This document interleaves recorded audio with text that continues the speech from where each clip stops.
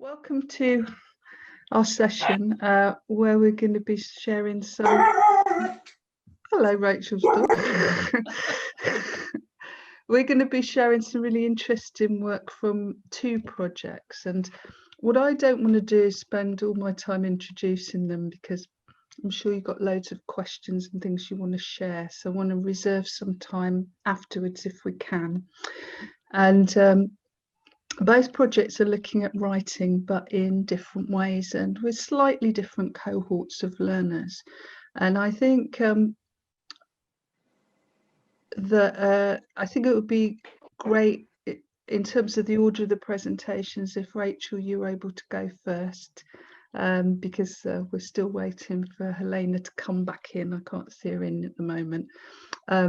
So if you're ready to go, that's great. I'm just going to say a couple of words about your project, which is that Rachel has been working with a small group of learners very actively on helping them, supporting them to use some of the, what might we call tacit knowledge, would we say that? Tacit knowledge, tacit understanding of grammar, which they're expressing verbally, but they have sort of kind of a barrier or gap between expressing that verbally and expressing it in writing. So Rachel's exploring that in her project. So I'm going to hand over to Rachel and I'm going to let you explain and go through, Rachel, and share with people what you're doing.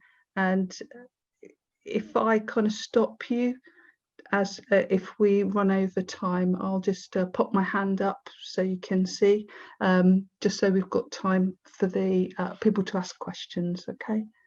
I've got an embedded activity, so that is in danger of pushing me over. Have I got about 20 minutes? Is that right? Yeah. Okay. So we'll see how we go, and I might have to leave that for another. Okay, thank you very much, Sonia. So I'm going to share my screen. Can everybody see that? Yep. That's a yes. Yep. Okay, thank you. Right, hopefully the dog won't go into paroxysms of mad barking. If he does, I'm apologising in advance.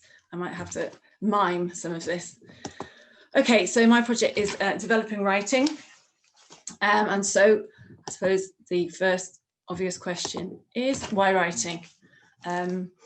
I've been teaching for a very long time. My background is as a secondary teacher, secondary English teacher, but of late I've been teaching for Sheffield City Council's Lifelong Learning and Skills Department and teaching for the Community Learning Service. So quite a different departure for me.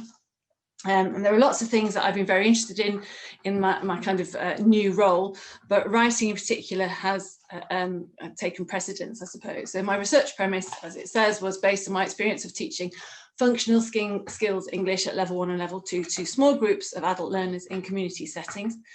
These learners are often, but not exclusively, from an ESOL background. So they've often gone through ESOL and they come into functional skills and then are kind of progressing onwards. Very often I found that my learners are able to make rapid and confident progress within speaking, listening, communication and the reading elements of the course, but their writing skills tend to hold them back, particularly in the area of grammar, which has really threatened to derail some of my students. Their confidence becomes very low, they get exam anxiety. I've had some who've kind of threatened to leave the course because they just can't cope with the stress that writing causes. So obviously this has become an area of concern. So often our learners know what they want to say and they've got the key vocabulary, but they can't necessarily connect and order, relate words together in the right way in sentences, and particularly like recording these things on the page. So my idea was to research how we could take them back to the basics of sentence construction and kind of work and build on knowledge that they'd almost forgotten that they already have from years of speaking and listening to English, and then kind of secure and polish those grammar skills, whilst also re-establishing that confidence in their writing. So you see that I've used the Ofsted framework because I'm a bit of a SWOT to structure this. So intention, the big idea. So in a nutshell, that's a little picture of a nutshell up there for you. I thought it was rather pleasing. So the aim of the project is to make my learners more effective sentence builders by helping them to recognise, understand and correct weaknesses within their sentence structures, and enable them to better understand, use and fit together the grammatical building blocks they need to create strong sentences. So the more interesting bit now, how does it work? So implementation, I have called this phase 1 rather grandly, and less grandly called it grammar ears. So I currently got a class of 8 learners who completed Functional Skills English Level 2 with me on Zoom last year over the summer during lockdown, and they were amazing. They adapted brilliantly.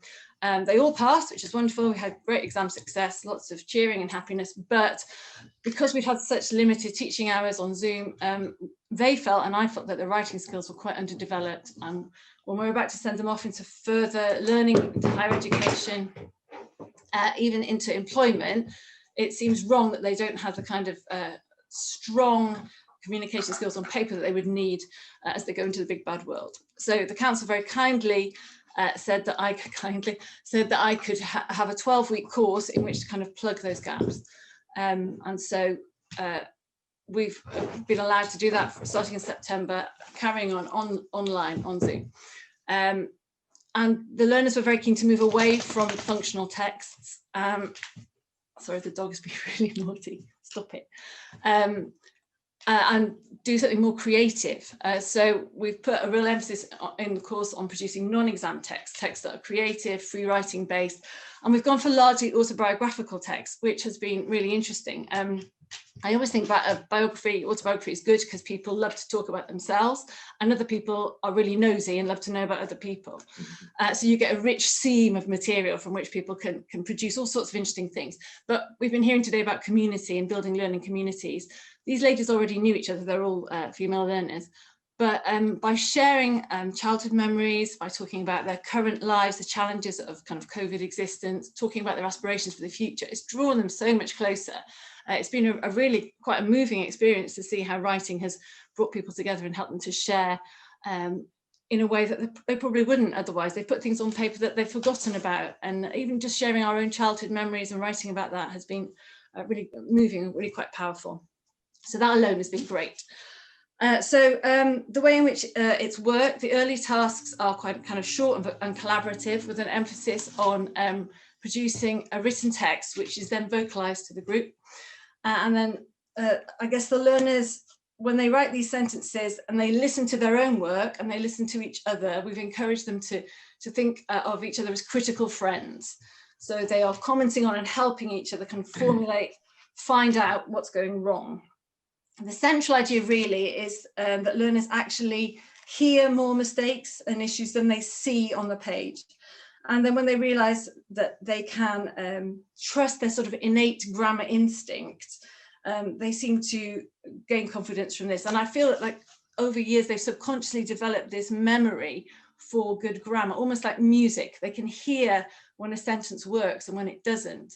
And without knowing it, they can hear the melody of a good sentence, if that makes sense. I'm a bit of a musician, and so it makes sense to me.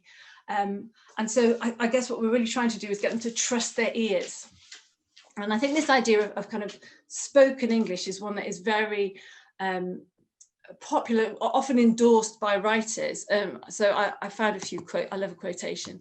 J.K. Rowling says, "I will defend the importance of bedtime stories to my last gasp." So that idea of sharing a text as a spoken thing, as a kind of shared, collaborative, vocal experience. So the page goes into words, that speaking it and sharing with a parent, it becomes a precious thing. I don't know why that is. I still need someone to read me to sleep often. There's something very calming about it, about taking words in that way.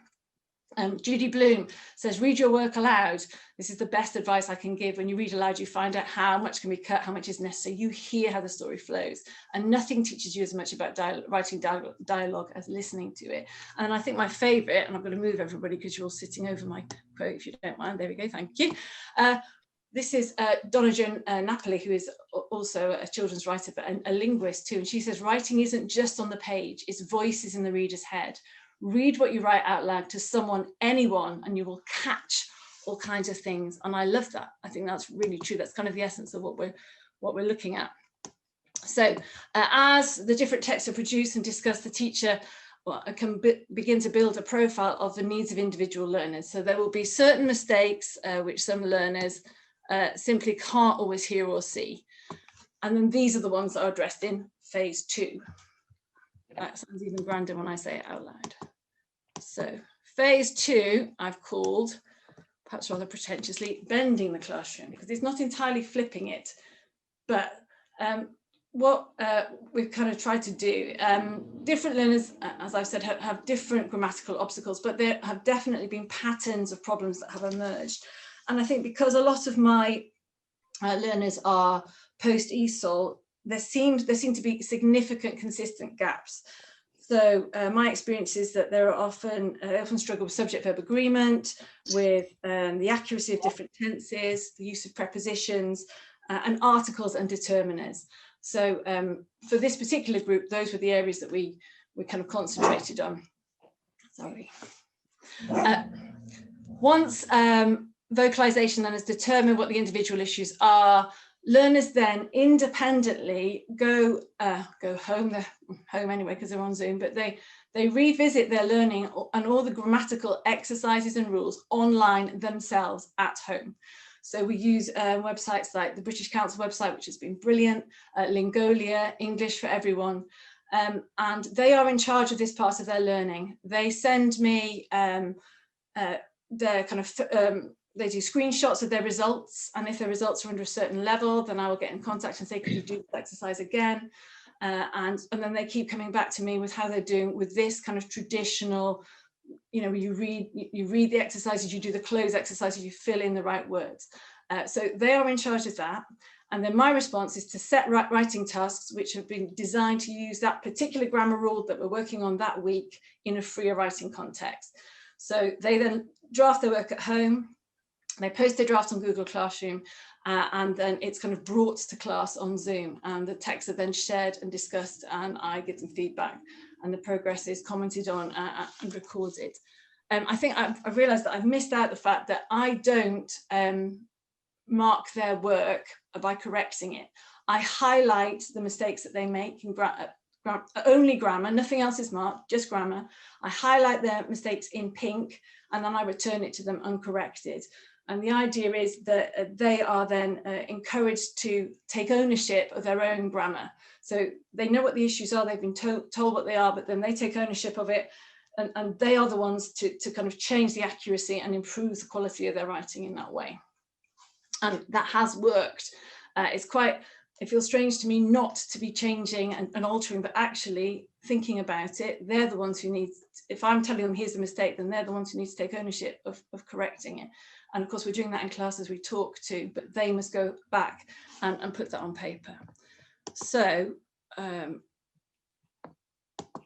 this is a sample activity of the kind of thing that we've been doing in phase 2. So this is working on future tense. And we used this rather well-known poem by Jenny Joseph as our basis. We read the poem together, and then I gave them the task on the left. I'm sorry, the writing is rather small. I'm always very conscious that Claire is really good at talking about people with sight impairment, so I apologise for how small the text is.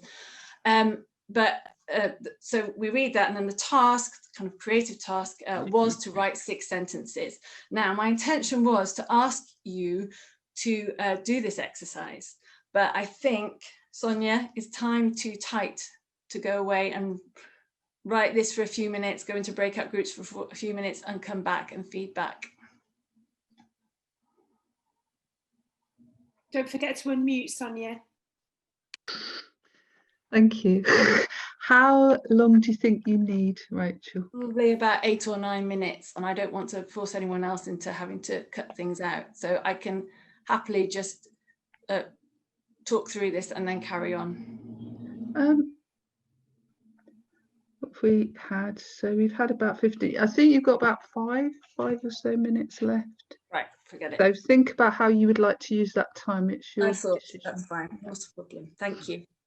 Okay, so this worked really well when we did it. It's a wonderful poem. And obviously it's all about what's happening in the future. So it was an inspiration for my learners to think about the future in this rather slightly abstract and poetic way. And then they were asked to write these 6 sentences and then anything else, each of which gave a focus for the future tense, because we've been looking at kind of the 12 tenses, so the 4 different versions of each tense. So we had When I Am Old, and then they had to write something about what they would wear, that what they might say to those around them, how they'd expect others to treat them, what you'll definitely still be doing, which is always interesting, what you won't be doing anymore, what you hope for. And then they could add their own bits, and they did. And if I had time, I would show you some of the results, which were fantastic. But that's the kind of premise, that they've got the rule and then they apply it in a creative way.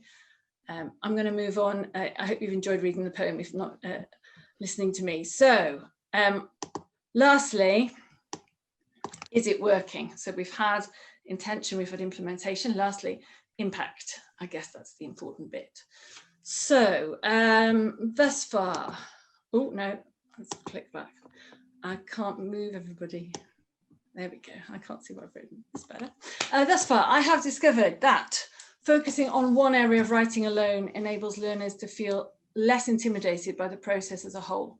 And they are more confident in kind of engaging with the challenges of grammatical accuracy. Saying that I'm not going to be worried about spelling or punctuation, which has freed a lot of them. And yet there have hardly been any mistakes in those particular areas. I've been amazed. So that's interesting. Almost instinctively, they work on that too. Vocalizing their work has made a significant difference to learners' confidence in spotting grammar errors, and it's proved that their ear, certainly for these learners, for accurate grammar structures is much better than their eye for mistakes. I've also discovered that giving post-functional skills learners the freedom to write personally and creatively releases a greater interest in and love for language and self-expression, which has been so rich, really has. And lastly, for now, I've discovered that asking them to complete more regimented grammar studying quizzes at home and then making our 2-hour sessions collaborative, creative and discursive has made grammar fun. Well, almost fun.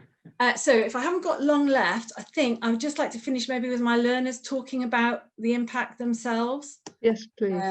So this is just a little clip of them from a few weeks ago.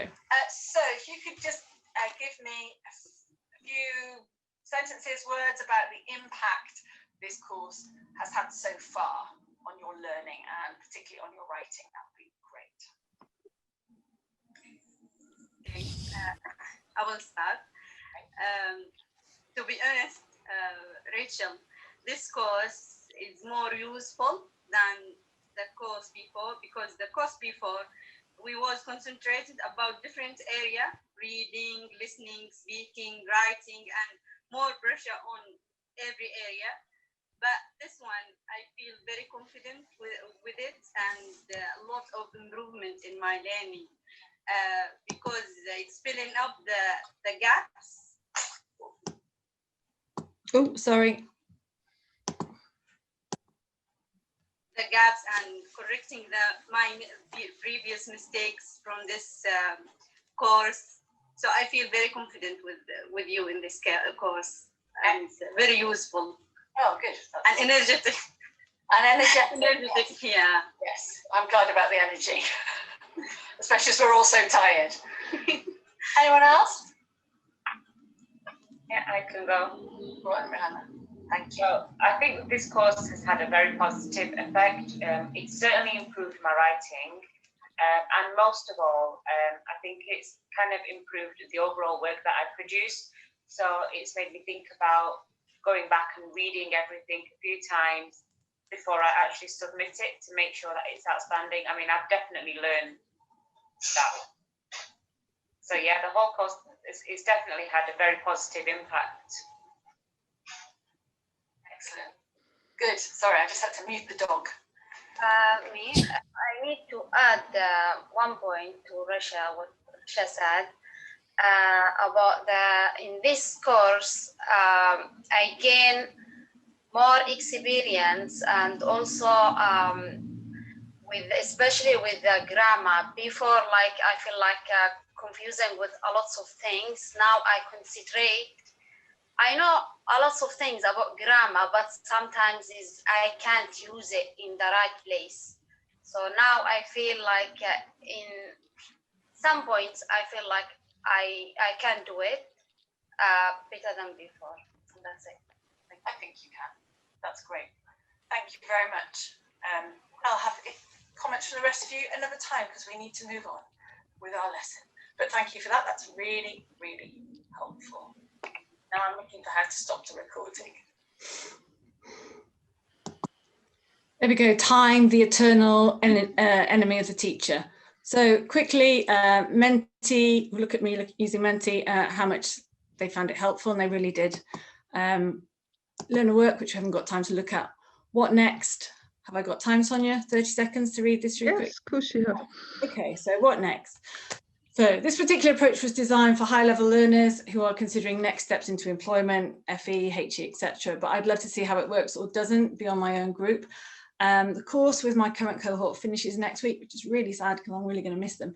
After sharing the project with lead tutors across our service within Sheffield City Council, our organisation has agreed to trial the approach in different contexts, which is great, as part of level 1 functional skills, as a bridging course for post-level 1 ESOL, who are transitioning to level 1 functional skills, and then possibly as well in a one-to-one context for some tutoring and post-16 apprenticeships. So that'd be interesting too, as a slightly different context. So I'm particularly interested to see if this approach has the same impact on the grammatical accuracy and sentence writing confidence of first language English speakers. I've already tried it with my 10-year-old daughter, which was very interesting for me anyway. And it appears that could be different to the influence and effect it has on those from an ESOL background. So that's the next phase, hopefully. Thank you. And I'll stop sharing before the dog barks. All right, thank you so much, Vivica. That was really inspiring, and I'm sorry you had to rush through it, but hopefully we can share the slides after the event as well, Claire. So that was fantastic. Thank you so much. And I think that Helena's made it in. Welcome, Helena. Well done, you got back in. And sorry, and then the whole of the college internet has gone off, so I'm hotspotting now.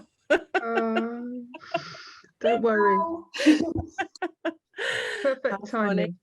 Perfect timing. So we're going to move on to hear from Sian and Helena about their project, which they're running jointly, and in a very exciting way, because they're working collaboratively on their project and in a synchronized way. That's the intention. So it's quite challenging logistically, particularly during COVID. So I'm going to hand over to Sian and to Helena. And do you want to run your presentations? Do you want the can you put it up for me, or should I? Sian, have you got the presentation, Sonia? Yep. Do you want me to run through the presentation? Yeah, if you don't mind. Yeah. Fine. And Helena, if we lose you, then I'll try and pick up where. Hopefully, there's quite a bit of data. I'm informed. I'm not great at all this. My lovely glamorous assistant over here, I don't know if you can see her, helped me to. I've got a youngie with me, you see, so she can do it all. That's perfect. Okay. Do you want me to start, Sian, or? Yeah, please. Yeah. Okay, so yes, this all really came about. I did a writing, well, we all did a writing workshop over during lockdown, really, and which was very inspirational. Lovely break, really enjoyed it, talking to other colleagues. Anyway, I'll speed up because I could go on all day about that. And then I heard about this incentive. I had heard about it. The college has done it before. I'm from City of Liverpool College, so thank you very much for having me. I feel very honoured and privileged to be part of this. Slightly have imposter syndrome, you know, but anyway. So obviously I teach GCSE Resit and A-level and functional skills at City of Liverpool College, and one of my other roles is that I'm the learning coach for literacy as well. So I look at cross-college literacy and embedding. And what I've come across is, so we're all fixated with structure, and, you know, we're doing the EduCaS, the Welsh Board GCSE. So obviously structure, spelling, punctuation is very important, but the written question is a story. It's a narrative. So we always start with the plot, the story mountain. This is how it has to be. We have this many characters. The protagonist has an aim. It needs conflict. And we've done that and done that and done that. And as many people have said, these are research students. They've heard it before and it hasn't worked. I'm not, so we also do speaking and listening. So basically there was one student who not much confidence, had failed quite a few times. And we were always told this, we would tell the students, write something like this, write your speech like this. It has to fit this criteria. You need to think about SPAG and you need to have these elements in, which of course we have to do, and we've discussed it today. But that was overwhelming, and I found it was stifling the creativity really. Anyway, one day I just said, just write what you want. I asked my manager, I said, can they just write what they want? And this was a group of students on in the afternoon sessions. They were all motor vehicle, plasterers, welders, multi-skills. So they hated English, hated coming there, and didn't think they had anything to say worth saying. So we looked at, I just said, write what you want. And one person wrote about their experience of being involved in knife crime and how it changed his life. Now the spelling, punctuation and grammar was not okay, but his ideas were amazing, and just him writing. So from that I just wanted to talk about how we can engage with creativity, what other routes I could go down, and just building from their internal monologue rather than looking at the strategies first and see if anything would happen. That was basically my story.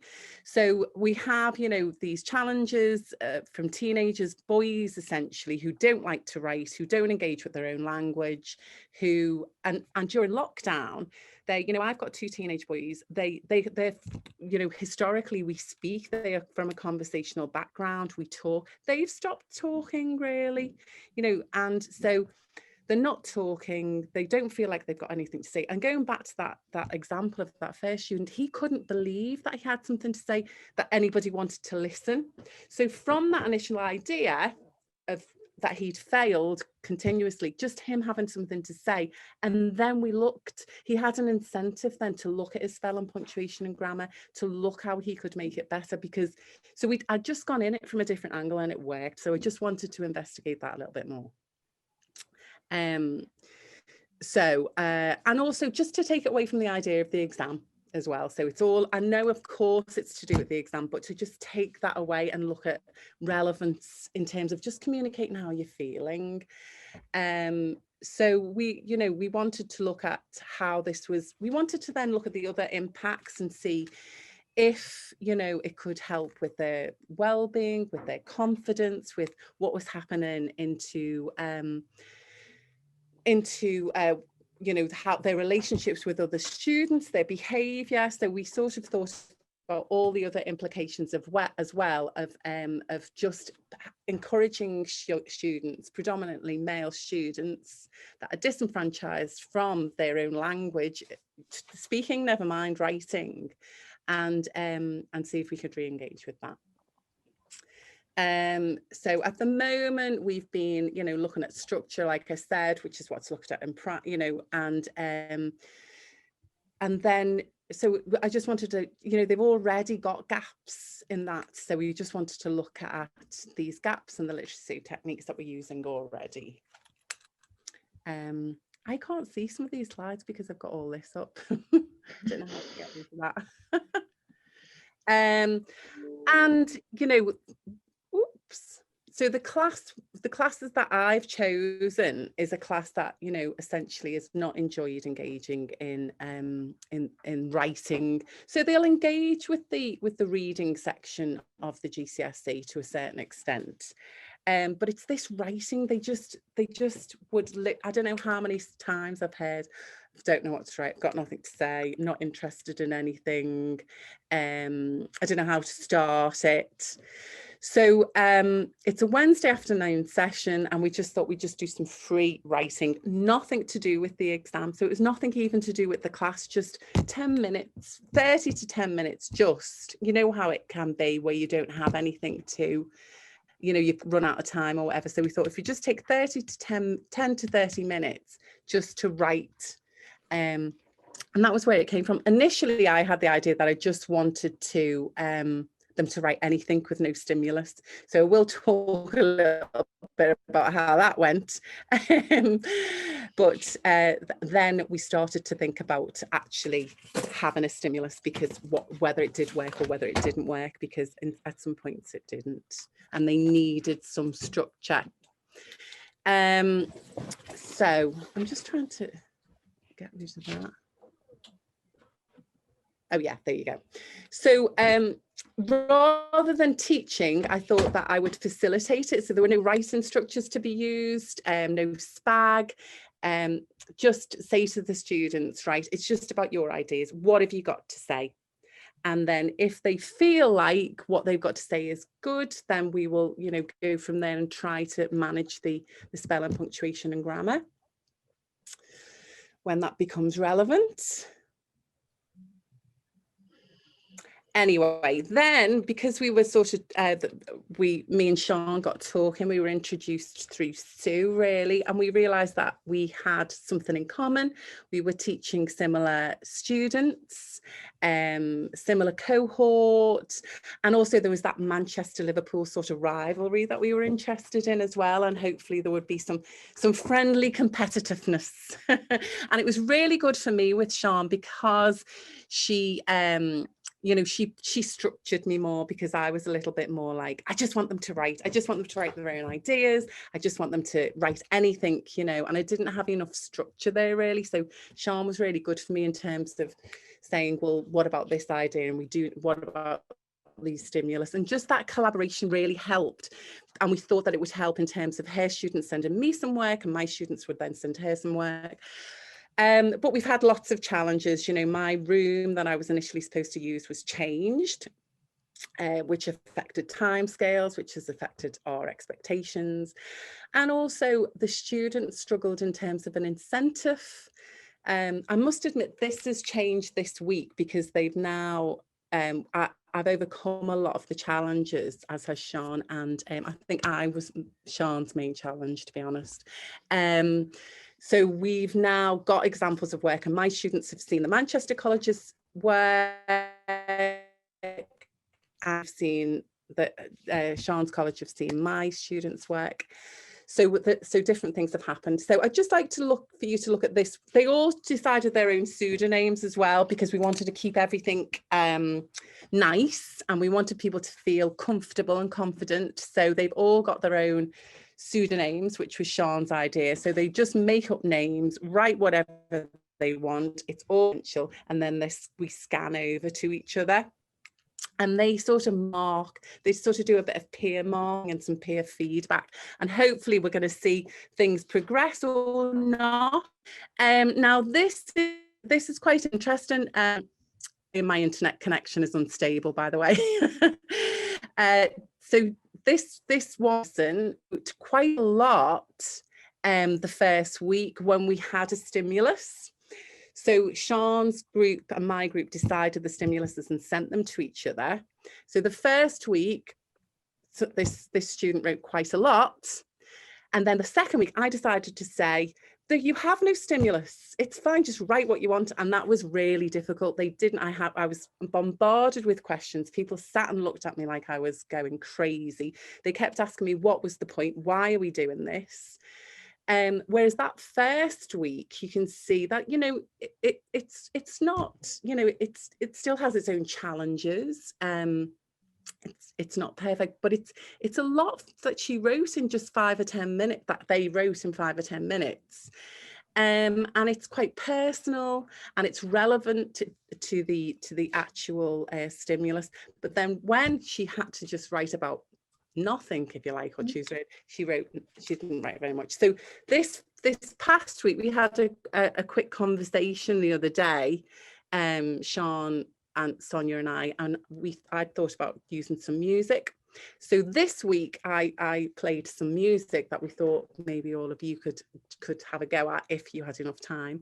If we had enough time, we listened to this piece of music and they wrote, and I've just gone through what they wrote this week, and it's phenomenally better. And then so I don't know if we've got time to listen to this bit of music or not. I think we may do. Okay. We may do. People Yeah, can we've have got a little go, see if they want to, if it makes them right.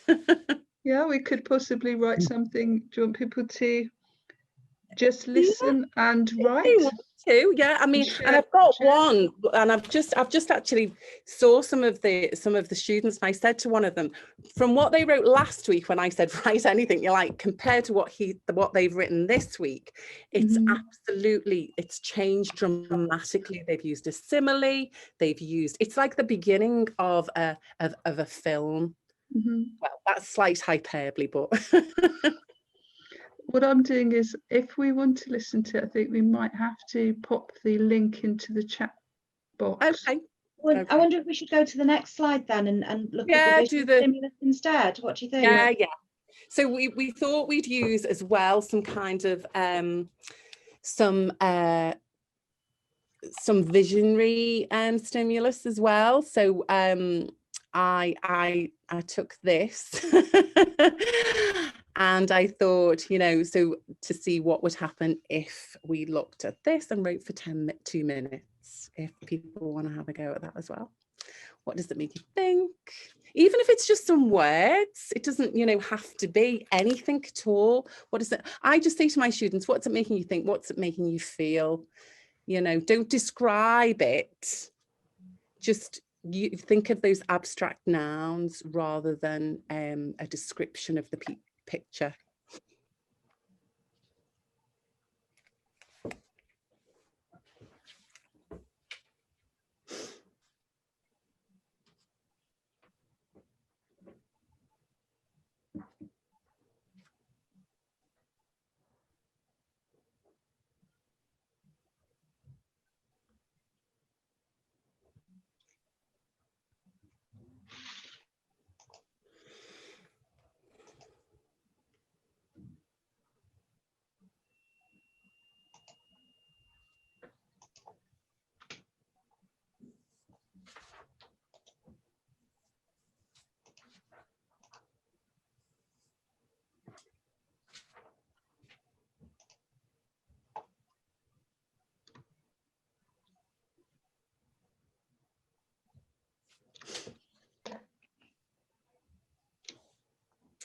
I think that's 2 minutes. Did anybody manage to write anything, or? I did, Helena. It's Bible. Do you want me to share it? I just like, please, yeah, I just like this picture because of the colours as well, really. I just wrote, chaos and pain had torn the flesh away. Life was bare bones, no frills, no pleasure, no relief, just a fight to survive. Wow. Whoa! Gosh, I'm glad you're here. Also called When Hoppers Hall College Met Liverpool City College Learners. Yeah, I know. Well, that's why I thought it was interesting. I mean, I did think it, but it was my first instinct because I do love that artist. But it was my first, the one that I saw and thought, yes. And then I was thinking, oh no, the dagger. Oh, I don't know. Oh, there's some kind of religious connotations. Can we have a go with the music, or?